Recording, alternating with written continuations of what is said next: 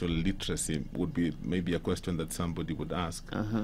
Because sometimes I look at our education system and I think it really doesn't help in this area. Yeah, true. You know, we are taught about so many things. We are taught how we need to do well and get this good job. In fact, there used to be like a song back in the day. So many vijana. I am still looking for that person who sang that song. He lied to us. Yeah, true. We did get good jobs. Yes. So you get this good job because you want a good salary, but no one ever teaches you how to manage that salary. You know, I find the same problem in our churches. Yeah, we focus so much on you giving your 10%, but no one talks to me about how to manage the 90% that I remain with. So where do I get this financial literacy? Wow, I think maybe we first talk about our education system and the big flaw we have, because we don't talk. Money is like the main thing. When we go out, money is like the main thing, but we never teach about money, and so that's why there are so many problems. So I mean, you can imagine a lot of us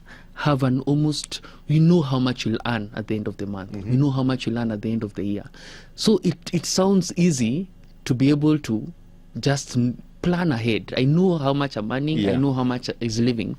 But the reality is that a lot of us are in financial problem because we never learned it in school. I always say in all the way from primary school, there was a bell, there was a timetable. You knew you live here, you go there. This subject comes, exams at this time. When we go to a place of work, we are told, here is our entry, here is our outry, this is how you are supposed to work. But at the end of that month, they put money in your bank account. Nobody tells you what to do. You can take it to your mother, you can do whatever you want to do with it. And I think a lack of a system around our money is what makes a lot of us lose so many years when it comes to investing. And so I think the first thing you need to do is have a system as early as possible around your money. Have a financial plan and have a system, and there are different models that are out there. But to go back to the question you're asking, where do you start? Okay, fine, I'm in this problem. I agree, I don't have financial knowledge.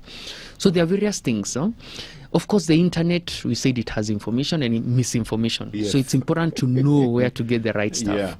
But there are two books I usually recommend to people. The first one is called The Richest Man in Babylon. I knew you would say that. I knew. That's an amazing book. Yes. And it's a good starting point.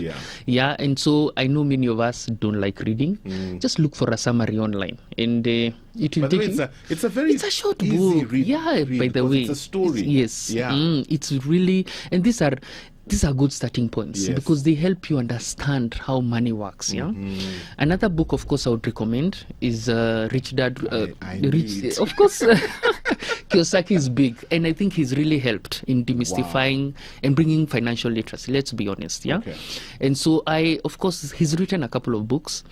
I would recommend Cash Flow Quadrant and Rich Dad Poor Dad. Those, I think, were his first two books. Of course, there are many more he's written, but those two will give you the starting point, a good foundation for financial literacy. I would tell you start with those two. They will set you in the right direction. But maybe I can give you a few tips. But even before you